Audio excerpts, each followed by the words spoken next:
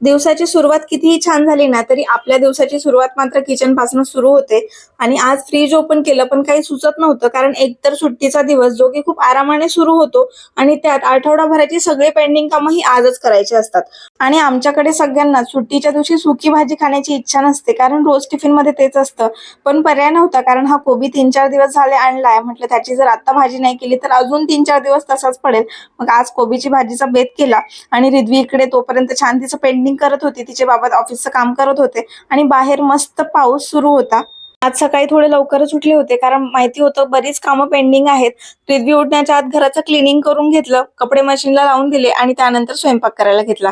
स्वयंपाकातही delay चाललं होतं, कारण समजत नव्हतं की काय बनवावं. स्वयंपाक झाला, किचन काउंटर क्लीन करून घेतलं आणि विचार करत होते की रिद्वी अजून चक्कर मारायला आली कशी नाही.